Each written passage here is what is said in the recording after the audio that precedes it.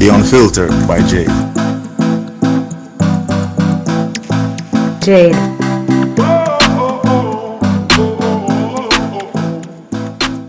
Welcome to the Unfiltered by Jade, where we get out of the box and dive into topics that are sidelined.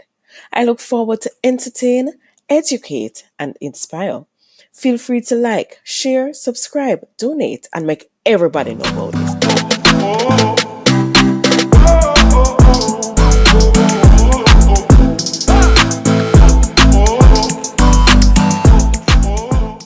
Beats by RB Records.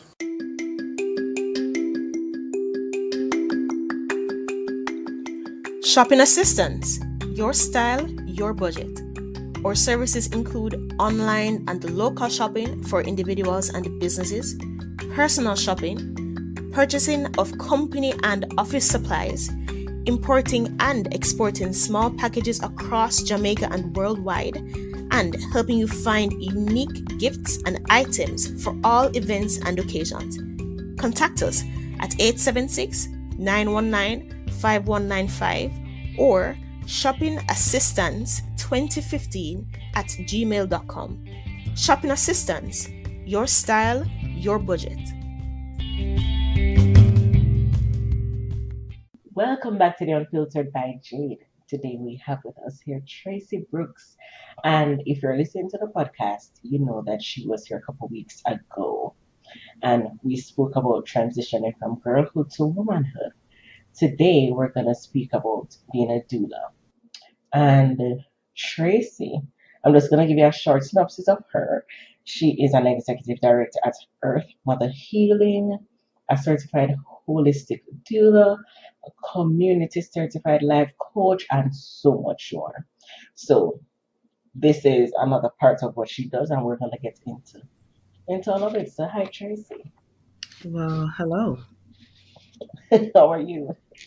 I am vibrating high. You are vibrating high. Awesome. Yes. Awesome to hear. So I'm interested in this. Okay. Long and short, there's not much I know about it. Okay. I've heard about it since recently. I've been hearing much about it, but it's not something that I know about. Normally I hear about midwives. I'm not sure if it's the same thing. Mm-hmm. Mm-hmm. Well, you're speaking of a doula. Yes, you're speaking about a doula. Okay. See. Yes. Okay. And so the doula, if you'd like to know what a doula is. Sure. Okay, so a doula is a professional that provides support to pregnant mothers. And the support can be, or is, I should say, it's emotional, it's educational, it's physical. And I like to add, for my doula services, it's also spiritual. And during that time of pregnancy, which is a very beautiful time, or can be and should be, and a divine time, because this, being chosen to carry and to bring a life into the world is something that is very spiritual in my perspective. And so during that time, the doula provides services and support to the mother-to-be so that she has the best, healthiest, safest, most joyful and memorable experience that she can have, she and her family. Mm-hmm. Yeah. And I also think it's something or someone that we need also. Because yes,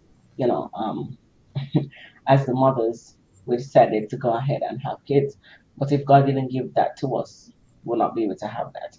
And That's not right. everyone goes through pregnancy easily. Get That's me? true. So Yeah. to have someone else to balance it is quite good.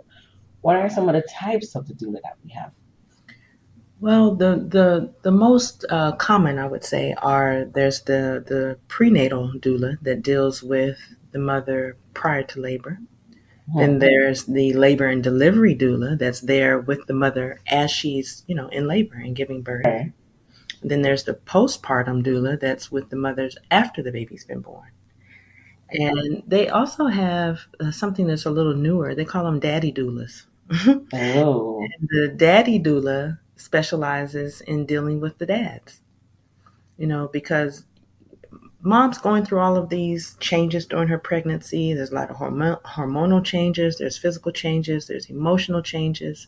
and she's getting a lot of attention. She's going to the doctor, and sometimes the dads are just on the sideline, and they don't really True. understand a lot. They don't, understand what's happening, and they need support because now this person that they love sometimes becomes a different person, and, and they're like, "Who is she?" And so they need a little support during this time. Hey, don't get worked up. It's just the emotional changes. Hey, it's just these are some of the things that come with pregnancy, and so the daddy doulas are becoming a little bit more common. I think it's important and we need those, I to be agree. honest. Yes, I agree. You don't want the fathers just out there feeling like they're sinking without somebody also there to support them. Yes. Because normally during this time, people support just the women really mainly and not Mm-hmm. the men. When the men Absolutely. also need support because they're also going through an emotional period. They're Yes. also going through that. Yes. I agree. So you basically told us why we need a doula. What are Well, some of the? Yeah, go ahead. you're saying why Why do to? we need?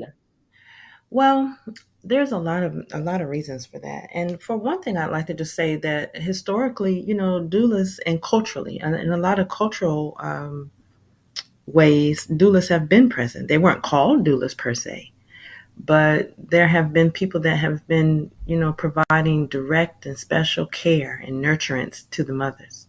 Now, for Black women in particular, doulas are very necessary because of the mortality rate. The mortality rate for Black women here in the United States is greater, far greater, 3 times to 5 times greater, the possibility of dying during pregnancy and childbirth for Black women. Why? Well, there's a number of reasons. A lot of it basically has to do with the healthcare system and what we would call. So there's a term called weathering, and weathering was termed by Dr. Arlene, Geronimus, back in like the 70s, and she was saying that just the system of racism in America has a direct effect on the bodies of Black people, the stress that it Yes. has on the organs, the stress that it has on the health of the body. And so, if we are now going into pregnancy and our bodies have already been experiencing the weathering, along with the practices that are held within the healthcare systems, a lot of times they've asked doctors. They did a study and they said, "Well, let me back up.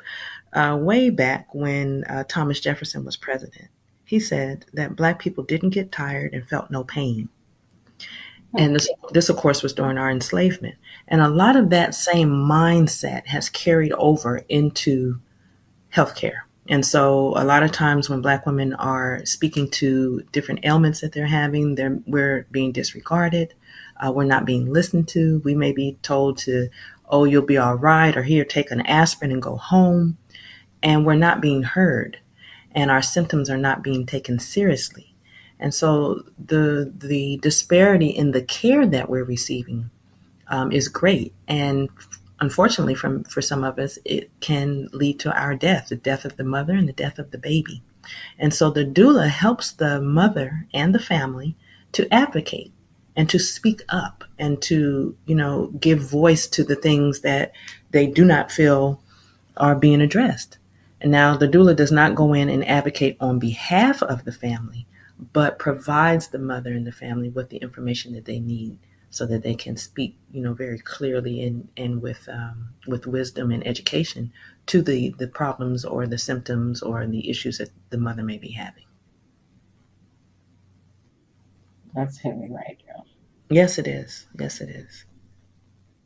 And it's true, and I'll add, it was a very interesting study that they did with the weathering, because what they did was they watched over a set of women here in the United States and looked at the health based upon being here in America with racism.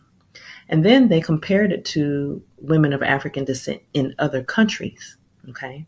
And they found that the health state of the Black women in America was poorer. Then they studied women that came to the United States from other countries that were of African descent, and their health state declined upon getting here over time because now dealing with the racism here in the United States. So we have a very serious issue. And so, as a doula, for me, my care is devoted, to Black women, because I also recognize that I experience the same things that other Black women do, because we share that background. And we find that, having the doula helps to relieve the stress, the anxiety, provides, the support that she needs. She feels empowered, and therefore her health during the pregnancy and the labor is greater. Before hiring a doula, what are some important questions needed to ask? Well, that's a good question, because usually the doula will sit down with their possible or potential client. They'll meet, and I know I do, and we just kind of have an interview. Mhm. I'm asking them questions, and they're asking me questions. And Okay. some of the things that I think is very important to ask the doula is, basically, you want to find out about the background of the doula. Why did she become a doula? What kind of training has she had? How many births has she assisted in? And I think the background becomes very important. I do remember sitting in a meeting one time about, becoming a doula. And one of the professionals was saying that sometimes women become doulas because of their own pregnancy trauma, Hmm. and not Okay. wanting, they want to assist someone else. But she was saying sometimes that's not necessarily the best idea, because a lot of times the mother may not have dealt with her own trauma. And I was actually recently speaking to someone who is a doula, who went in on her first birth and just fell apart. She had a meltdown. And the meltdown was because of her own pregnancy trauma. So countertransference. Yes, absolutely. And so it doesn't mean that because you had a troubled pregnancy that you cannot become a doula, but I think it's just very important to address, whatever the remnants of that trauma were, and make sure that that's not carried into the profession. So asking the background, of course, checking with the fees. What are the fees? Is there a down payment? Um, Are there add-ons? Because, for instance, I add on to the services. You can add more visits. I do we plant the placenta with a tree. I help with the wrapping, the wrapping after pregnancy to help the organs shift and the belly come back, the belly binding. So there are different services that can be added on. I think it's Mm. also good to ask, what kind of backup plan is there? Because sometimes something could happen. I mean, something could happen where the doula is not present, and does she have a backup doula? So most doulas have a backup doula. There are instances where the baby is delivered so fast that the doula hasn't even had a chance to get there. So now what happens Mm. then? So there are a whole lot of things that you want to be in discussion with the potential doula, so that you're understanding what is offered. I have a written agreement, so all of those things are addressed in the agreement, so the family can read over that information. And then I also think that it's important that you have a nice rapport with the doula. They may be able to provide the service, but do you feel comfortable with this person? Do you share some kind of spiritual beliefs? Do you share some kind of cultural background? Do you have some kind of philosophy of life that you share? I think these kind of things are very important. Yeah, you don't want to be with somebody, especially during this time, and you're not Yes. comfortable with them. Absolutely. And I also believe that, the doulas have to feel the same way. The doula may sit with someone and say, I'm not too sure about this family, Mm. because we all have these feelings. Right. We're people. Interesting. Yes. What are some of the techniques used and why? So there are a lot of comfort measures that are used. Now, I am a holistic doula, and that means that as a holistic doula, I use naturopathic therapies. So, for instance, during the pregnancy, I'm also a Reiki practitioner. So we do energy healing. I do maternity Reiki on the body to help with easing stress and anxiety and bringing energetic balance to the body. We do sound or music therapy, aromatherapy. We stress the desire, I should say, the benefits of exercise. Um, we do breathing techniques, visualization. There's so many things that can be done. And then on the physical side, then of course we're talking about good nutrition, proper rest. We're talking about making sure, I call it creating a bubble around the mom. So you put this bubble around you. Of course, it's an invisible bubble, but the bubble keeps out negativity. You don't want people stressing you out or bringing you a whole bunch of gossip and family problems during the time that you are carrying the life of your baby. You're carrying this Right. baby, and the babies are sensing the stress and the anxiety that mothers have. And so I talk to the women about the importance of just eliminating as much stress in your environment as possible. We also do massage during the labor and delivery. You will use the birthing ball, and the birthing ball is just a big ball that the women can sit on, and it helps to open up the pelvic area. It helps to the baby to drop. It eases back pain. So there's a lot of things that are techniques that are used during the labor and delivery and prior to that time, so that we're doing is trying to create the best environment and possibilities for a healthy delivery for the mother and the baby. Okay.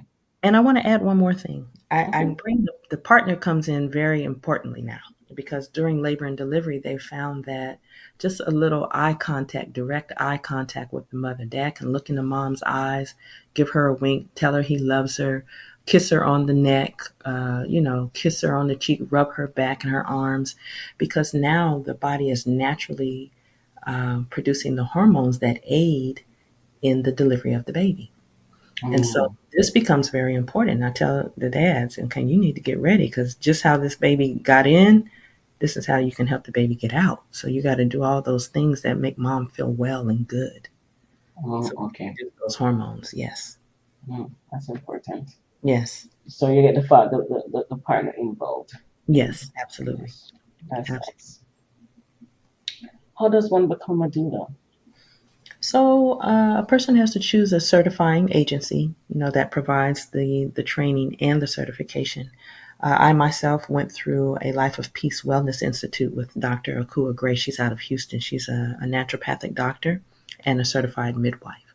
So you can, anyone can basically just Google. There's a very, popular and large agency that certifies, but there are also smaller ones. And so I promote the one that I went to, of course, but you Right. can look that up. There are no state requirements for doulas in the United States, because we're not medical certified. We're providing the support system. So this is why it becomes very important to interview with the doula and ask those questions, because you do definitely want to have a level of care with this chosen doula that's going to benefit you. And it's important also to know why exactly you want to become a doula. I think so. I think that's very important, because to me, and then some of us say, this is just a natural part of who I am, the nurturing aspect. And for me, that's how I ended up. I ended up going to see one of the daughters that chose me. I have one biological son, but I have several daughters that gave birth to me. Hmm. And one of those daughters was pregnant, and it was past her due date, and she said, "Mama Traci," everyone calls me Mama Traci. She says, "Mama Traci, the baby's not coming, and can you come over and do some Reiki with me?" So I said, "I'll come by," and I ended up over there for 6 hours that night. And she had a midwife and a doula. And when the doula arrived, there were two of them. They thought I was a doula. And I was like, no, I'm Mama Traci. And so after that experience, I thought this is something that I would really love to do, because it's a natural part of who I am to be very nurturing. And that experience, just something inside of me was really drawn to it. But at the time, I was doing something else in my life. I didn't have an intention on becoming a doula. Right. I eventually did. And the interesting thing about it is that all of my life, my parents used to live overseas in Europe, and all of my life we had birthing stools in our house. My mother had bought them years ago. And who was I to know that I would later become a doula, because birthing stools are used by doulas and midwives. And Mm. you mentioned earlier about the difference between a doula and a midwife. A midwife actually delivers the doula. I mean, excuse me, delivers the The baby. baby. Yes, Okay. the doulas do not offer any kind of medical assistance at all. It's Oh, it's more the emotional and and the educational support, but we don't do any medical practices. okay. That's good. Mhm, mhm. So if we want to do the services, where can we find you? So my doula services, as I call them, Divine Time Doula Support, is available by going to my website, www.earthmother.com. Mother is spelled Utther, earthmother.com. And I can also be found on Instagram and Facebook at Earth Mother Healing. Okay, at Earth Mother Healing. Yes. Okay, awesome. Thank you so much, Tracy. You gave me a lot to think about, especially Yes.